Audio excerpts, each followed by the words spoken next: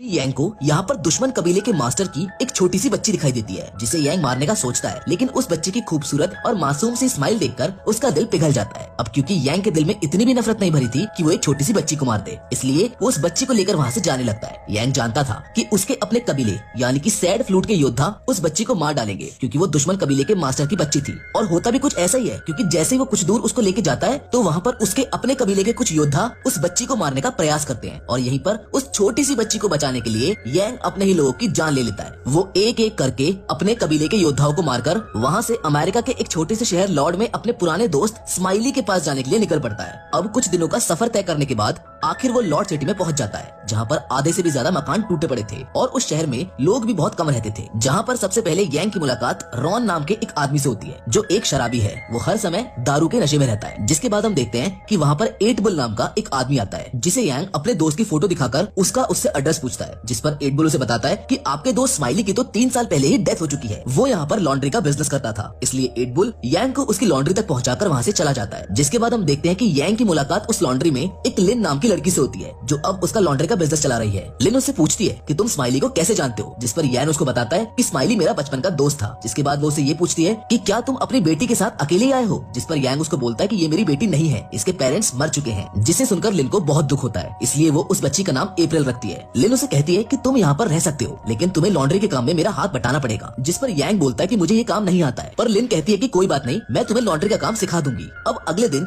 यांग उस लॉन्ड्री में बैठा होता है कि तभी वहाँ कुछ लड़के आकर उसको अपने कपड़े धोने के लिए देते हैं। वो लड़के यांग का मजाक भी उड़ा रहे होते हैं, लेकिन उनको ऐसा करता देख 8 बुल वहाँ आकर उनको वहाँ से भगा देता है और यांग को खाना खिलाने के लिए अपने साथ ले जाता है। रास्ते में यांग लिन को निशानेबाजी की प्रैक्टिस करते देखता है और फिर वो सभी वहाँ से खाना खाने के लिए आगे चले जाते हैं। अब ऐसे ही धीरे धीरे यांग यहाँ पर सेटल हो जाता है। वो लिन के साथ लॉन्ड्री में हेल्प करवाता है, उन लोगों के साथ खेलता कूदता है और सिर्फ इतना ही नहीं, वो इस बंजर रेगिस्तान की जमीन पर फूलों का बगीचा भी बनाने लगता है, जिसमें सभी उसकी मदद भी करते हैं। और कुछ महीने बाद उसके बगीचे में बहुत सारे सुंदर फूल खिल जाते हैं। वहाँ के सभी लोग उस छोटी बच्ची अप्रैल को भी बहुत प्यार करते थे। अब यहाँ पर रहते हुए यांग को ये समझ आ जाता है कि किसी भी चीज को मिटाना कितना आसान होता है, लेकिन उसी चीज को बनाने में बहुत ज्यादा मेहनत और समय लगता है। जिसके बाद हम देखते हैं कि एक दिन यांग और 8 बुल दोनों एक साथ कार्ड्स खेल रहे होते हैं और तभी वो लिन को किसी बच्चे की कब्र पर फूल चढ़ाता हुआ देखता है। यांग 8 बुल से पूछता है कि लिन किसकी कब्र पर फूल चढ़ा रही है। जिसके बाद 8 बुल उसको लिन के बारे में बताता है कि लिन जब 16 साल की थी तो एक कर्नल नाम का डाकू अपनी गैंग के साथ इस शहर में घुसकर लोगों को लूटता और मारता था। उस डाकू की एक सबसे गंदी हरकत ये थी कि वो शहर में जितनी भी लड़कियां होती थी उनको एक कतार में खड़ा करके उनके दांत चेक करता था और जिस लड़की के दांत साफ सुथरे और पूरे 32 होते थे वो उसके साथ जबरदस्ती करता था। और उस दिन कर्नल ने अपनी प्यास बुझाने के लिए लिन को चुना था, जबकि लिन के माँ बाप और उसके छोटे भाई बहन को कर्नल ने पकड़ रखा था। अब जब लिन को कर्नल के पास ले जाया जाता है तो मौके का फायदा उठाकर लिन वहीं पर रखे गर्म तेल वाले खाने को कर्नल के मुंह पर फेंक कर वहाँ से बाहर भागने लगती है, जिस बात से कर्नल आग बबूला हो जाता है और भागती हुई लिन पर गोली चलाकर उसे नीचे गिरा देता है। जिसे देखकर लिन के फादर उसको बचाने के लिए उसके पास भागते हैं, लेकिन तभी कर्नल उन्हें शूट करके मार देता है। जिसके बाद उसके लोग लिन की माँ और लिन के छोटे भाई को भी मार देते हैं। ये सब लिन की आंखों के सामने हो रहा था। जिसके बाद कर्नल अपने आदमियों के साथ वहाँ से चला जाता है। जिसके बाद 8 बुल बताता है कि जब हम लिन के परिवार को दफनाने गए तो लिन की सांसें उस वक्त चल रही थी। जिसके बाद हम उसे घर ले आए और वो धीरे धीरे ठीक हो गई, लेकिन तभी से लिन ने ठान लिया था कि अब वो कर्नल को मारकर अपने परिवार और उन सभी लड़कियों का बदला लेगी जिनके साथ कर्नल ने जबरदस्ती की थी। जिसके थोड़ी देर बाद यांग फिर से देखता है कि लिन निशानेबाजी की प्रैक्टिस कर रही है, लेकिन उसका निशाना टारगेट पर नहीं लग रहा है और इसी वजह से वो निराश है। लिन कहती है कि मैं कभी भी एक अच्छी निशानेबाज नहीं बन पाऊंगी। जिस पर यांग उसे निशानेबाजी सिखाने के लिए उसकी आंखों पर पट्टी बांधकर उसके सामने टारगेट बनकर खड़ा हो जाता है और कहता है कि अपने टारगेट की मामूली से मामूली हरकत को गौर से सुनो और फिर टारगेट पर अटैक करो। जिससे लिन बड़े ही ध्यान से अपने टारगेट यानी कि यांग पर अटैक करती है। लिन देखती है कि उसका हर एक निशाना सही लगा है, जिसके बाद वो काफी खुश हो जाती है और यांग के पास जाकर उसका शुक्रिया करती है, क्योंकि जिस चीज को वो काफी समय से करने की कोशिश कर रही थी वो यांग ने उसे चंद मिनटों में ही सिखा दिया था। उसी रात लिन यांग को ये भी बताती है कि स्माइली ने मुझे तुम्हारे बारे में बता दिया था कि तुम सैड फ्लूट कबीले के योद्धा हो और एक दिन तुम यहाँ पर जरूर आओगे। वो पूछती है कि आखिर तुम सैड फ्लूट कबीले में शामिल क्यों हुए। जिस पर यांग बताता है कि बचपन में एक दिन जब मैं अपने पिता के साथ हमारे खेत में काम कर रहा था तब वहाँ पर एक कबीले का योद्धा आया और सिर्फ उसने अपनी तलवार की धार को चेक करने के लिए मेरे पिता की मेरी आंखों के सामने ही गर्दन धड़ से अलग कर दी, जिसको देखकर मैंने उसी दिन ये प्रण कर लिया था कि मैं इस दुनिया का सबसे ताकतवर योद्धा बनूंगा। जिसके बाद यांग लिन को अपनी तलवार दिखाता है। यहाँ पर यांग अप्रैल के बारे में भी सब सच बता देता है और कहता है कि अगर मैंने इस तलवार को म्यान से बाहर निकाला तो इस तलवार से मैंने जितने भी लोगों को मारा है उन सभी की रूहें रोने लगेंगी जाएगी, जिनकी आवाज सुनकर मेरे अपने कबीले यानी कि सैड फ्लूट के योद्धा यहाँ पर अप्रैल को मारने के लिए आ जाएंगे। जिसके बाद यांग लिन को कई दिनों तक तलवारबाजी भी सिखाता है और फिर क्रिसमस का दिन आता है जिसे ये लोग बहुत ही खुशी से नाचते गाते हुए बना रहे होते हैं। लेकिन तभी कर्नल अपने आदमियों के साथ वहाँ पर आकर उन लोगों पर अत्याचार करने लगता है। वो लोग जोकर बने हुए आदमी के सर पर पानी की बाल्टी रखकर उस बाल्टी पर शूट करते हैं, जिसके बाद कर्नल उसके सर पर एक ड्रिंक के ग्लास को रख देता है और जैसे ही वो उस ग्लास पर शूट करने लगता है तभी वहाँ पर रॉन नशे की हालत में आ जाता है, जो पहले तो उस ड्रिंक को पीता है और फिर कर्नल का मजाक उड़ाने लगता है, जिससे कर्नल को काफी गुस्सा आता है। वो अपने एक आदमी को कहता है कि जाओ और इसको घोड़े के पीछे बांधकर घसीटो। जिसके बाद कर्नल शहर की सभी लड़कियों को एक कतार में खड़ा करके उनके दांत चेक करने लगता है और इसी दौरान उसे एक औरत के दांत साफ सुथरे और पूरे दिखते हैं, लेकिन वो औरत शादीशुदा होती है, इसलिए कर्नल उसे उसके पति के साथ ही गोली मारकर मार देता है। पर तभी कर्नल की नजर उनकी बेटियों पर पड़ती है, जिनको देखने के बाद वो अपने आदमी से कहता है कि इन दोनों को अच्छे से नहलाकर और सजाकर मेरे पास ले आओ। लेकिन कुछ देर बाद उन दोनों की जगह लिन अच्छे से सजकर कर्नल के पास चली जाती है और जब कर्नल के आदमी वहाँ से चले जाते हैं तो लिन अपना चाकू निकालकर धीरे धीरे कर्नल की तरफ बढ़ती है, लेकिन कर्नल उसको पहले ही पहचान चुका था, इसलिए वो पहले ही उस पर गन पॉइंट करके खड़ा हो जाता है। कर्नल उसको बताता है कि मैं तेरी सुगंध सूंघकर ही समझ गया था कि तू वही 16 साल पहले वाली लड़की है। जिसके बाद एट बुल भागता हुआ यांग के पास जाकर उसको बताता है कि लिन अकेले ही कर्नल को मारने चली गई है और मजबूरन लिन को बचाने के लिए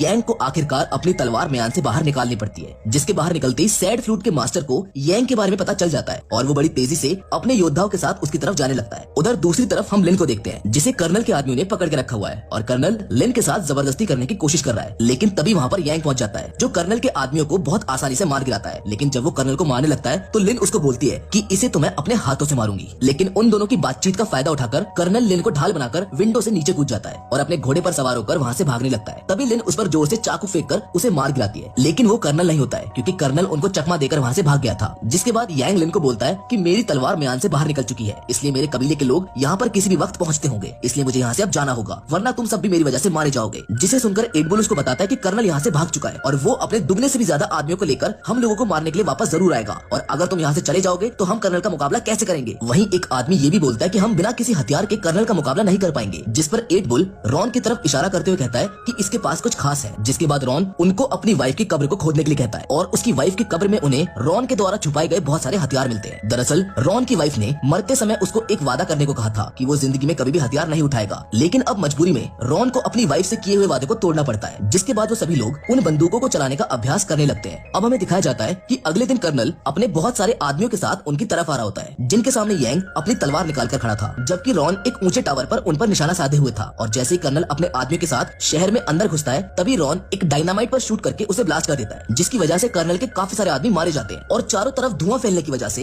यांग कर्नल के आदमियों को मारने लगता है। वहीं रॉन भी कर्नल के आदमियों को शूट कर रहा होता है। जिसके बाद कर्नल अपने आदमियों को रॉन को मारने के लिए टावर पर भेजता है, लेकिन रॉन पहले ही रस्सी के सहारे से उस टावर से नीचे उतर जाता है। जिसके बाद एक बार फिर से डायनामाइट ब्लास्ट होने की वजह से कर्नल के कुछ आदमी मारे जाते हैं और इसी बीच अब वहाँ पर सैड फ्लूट का मास्टर सैड फ्लूट के योद्धाओं के साथ वहाँ पर एंट्री लेता है, जिन्हें देखकर सभी डर जाते हैं। यांग लिन और एट बुल से बोलता है कि तुम दोनों अप्रैल को कहीं महफूज जगह पर ले जाओ। जिसके बाद सैड फ्लूट के लोग उन लोगों पर हमला कर देते हैं। वहीं कर्नल के लोग भी अब शहर के लोगों के साथ मिलकर सैड फ्लूट के योद्धाओं को शूट कर रहे हैं, लेकिन सैड फ्लूट के योद्धा बहुत तेज हैं। वो कर्नल के लोगों को अपनी तेज तर्रार तलवारों से काट रहे हैं। जिसके बाद हम देखते हैं कि सैड फ्लूट के योद्धा अप्रैल को मारने के लिए उनके पीछे भागते हैं, जिनको देखकर यांग भी लिन और अप्रैल को बचाने के लिए उनके पीछे आता है। यांग अपने ही कबीले के योद्धाओं से लड़ता है और एक एक करके उन्हें मार रहा होता है। यांग को इस तरह से लड़ता देख सैड फ्लूट का मास्टर उस पर बहुत ज्यादा गुस्सा होता है। जिसके बाद यांग और लिन अप्रैल को बचाने के लिए एक घर में छुपने की कोशिश करते हैं, लेकिन वहाँ पर भी सैड फ्लूट के लोग आकर यांग से लड़ने लगते हैं। ये देखकर लिन एट बुल को अप्रैल को पकड़ाकर कहती है कि अप्रैल को यहाँ से किसी सुरक्षित जगह पर ले जाओ। जिसके बाद वो खुद भी तलवार उठाकर सैड फ्लूट के योद्धाओं से लड़ने लगती है। जिसके बाद वो दोनों जब सैड फ्लूट के योद्धाओं को मारकर उस घर से बाहर आते हैं तो वो देखते हैं कि एट बुल घायल है। एट बुल उन्हें बताता है कि कर्नल उससे अप्रैल को छीनकर ले गया और इतना कहते ही एट बुल दम तोड़ देता है। वहीं दूसरी साइड कर्नल अप्रैल को उठाए एक घर में घुसकर अपने आदमियों को बाहर उसकी सुरक्षा के लिए तैनात कर देता है, क्योंकि कर्नल जानता था कि सैड फ्लूट के लोग उसे यहाँ पर मारने जरूर आएंगे और होता भी ऐसा ही है। लेकिन कर्नल के लोग ऑटोमेटिक मशीन गन से सैड फ्लूट के योद्धाओं को मारने लगते हैं, लेकिन तभी वहाँ पर लाइट ऑफ हो जाती है, जिसका फायदा उठाकर यांग कर्नल के सभी आदमियों को मार देता है और रूम में कर्नल के पास आ जाता है, जहाँ कर्नल ने अपनी गन अप्रैल के ऊपर तान रखी होती है और उसी वक्त कर्नल अप्रैल को शूट कर देता है। लेकिन यांग बड़ी फुर्ती से उसकी गन से निकली गोली को अपनी तेज धार तलवार से दो हिस्सों में काटकर कर्नल से अप्रैल को बचा लेता है। जिसके बाद यांग लिन को मौका देता है कर्नल को मारने का, जहाँ पर लिन और कर्नल के बीच लड़ाई होती है, जहाँ पर लिन पहले तो कर्नल के पैर को तलवार से काट देती है और जब वो नीचे गिर जाता है तो उसको तलवार से काटकर मार डालती है। इसके बाद वो दोनों उस रूम से बाहर आ जाते हैं, लेकिन उनके सामने अब सैड फ्लूट का मास्टर खड़ा होता है, जो यांग को कहता है कि तुम्हें इस दुश्मन कबीले की मास्टर की बच्ची को अपने हाथों से मारना होगा। लेकिन यांग इसके विपरीत अपने मास्टर यानी कि सैड फ्लूट मास्टर से फाइट करने लगता है, जहाँ पर उन दोनों में भयानक तलवारबाजी होती है। लेकिन आखिर में यांग सैड फ्लूट मास्टर का गला काट देता है और मरते मरते सैड फ्लूट मास्टर यांग से ये कहता है कि तुम इस बच्ची को जहाँ पर भी लेकर जाओगे सैड फ्लूट के योद्धा तुम्हें ढूंढकर मार डालेंगे। जिसके बाद वो मर जाता है। अब इसके बाद यांग लिन के पास जाता है जिसकी गोद में अप्रैल सही सलामत खेल रही होती है, जिसे देखकर यांग लिन को बोलता है कि अप्रैल का ख्याल रखना क्योंकि मैं यहाँ से हमेशा के लिए जा रहा हूँ। सैड फ्लूट के लोग सिर्फ मेरी तलवार के जरिए ही मुझ तक पहुँच सकते हैं और अगर मैं यहाँ पर रहा तो तुम दोनों की जान खतरे में रहेगी। इतना कहते हुए यांग उन सबसे बहुत दूर चला जाता है। जिसके बाद अब हमें कुछ महीने बाद का सीन दिखाया जाता है। यांग एक बर्फीली जगह पर है जहाँ पर सैड फ्लूट के योद्धा आ जाते हैं, जिनको देखकर यांग अपनी तलवार म्यान से बाहर निकालकर उनसे लड़ने के लिए तैयार